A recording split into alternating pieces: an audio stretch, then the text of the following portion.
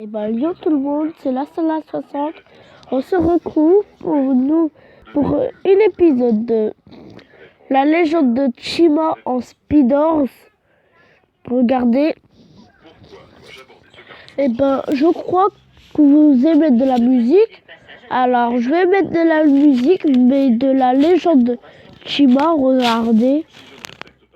Mais on ne parle pas. Tu te calmes, toi. D'occasionner des blessures graves à un usager vulnérable, car je n'aurai pas le temps de m'arrêter.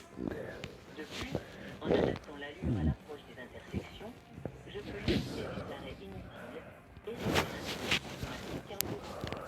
Bonne réponse. A et C. Les balises d'intersection permettent de positionner l'intersection. Oui, réponse A. Non, réponse B. Attendez. Connaître le régime de priorité. Oui, réponse C. Non, réponse Attendez B. une minute. Attendez. Avoir un mauvais comportement aux abords des intersections peut être sanctionné d'une forte amende. Comment reconnaître une intersection?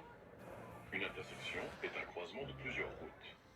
Hors agglomération, elles sont le plus souvent signalées 150 mètres avant par des panneaux de priorité indiquant le régime de priorité à appliquer. Oh, c'est bon. Des balises sont implantées en lieu et place des intersections pour permettre aux usagers de bien les situer Allez, vite. et donc d'adapter leur comportement en conséquence. À l'approche de n'importe quelle intersection, je dois ralentir, que j'ai la priorité de passage ou non. Il fait nuit, la visibilité est réduite. Les balises sont munies d'un système rétro-réfléchissant qui permet de bien situer l'intersection. Je passe avec prudence et en ralentissant. Bonne réponse, A et D. Je réduis la vitesse pour diminuer la force centrifuge, réponse A. Car la visibilité est très réduite, réponse B.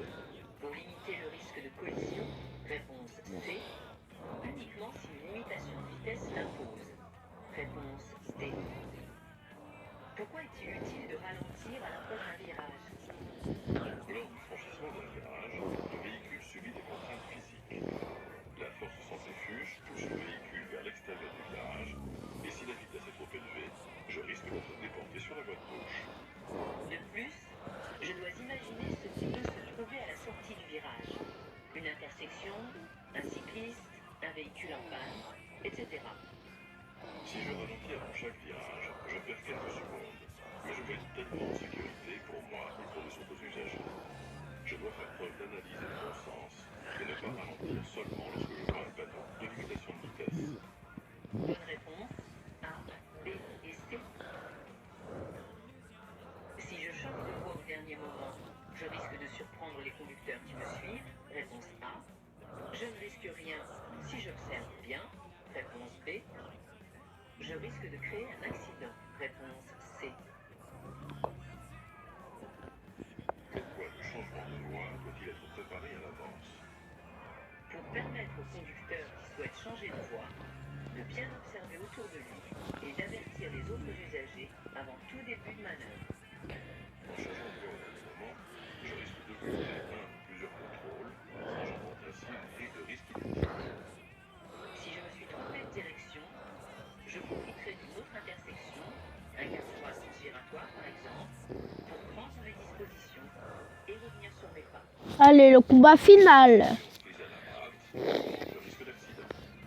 Bonne réponse, A et C. Je circule Et ben là, les gens, c'est moi, j'ai gagné. pas. Je risque de percuter le véhicule qui me précède. Oui, réponse A. Non, réponse B.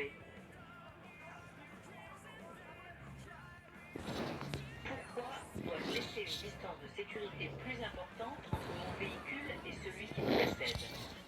Parce que, en cas de freinage de ralentissement important, je risque de percuter un ou plusieurs véhicules. Je circule trop près du véhicule qui me précède. Si vers l'avant, un véhicule freine brusquement, je risque de percuter. Bon, les gens, on va se quitter pour cet épisode. Bye.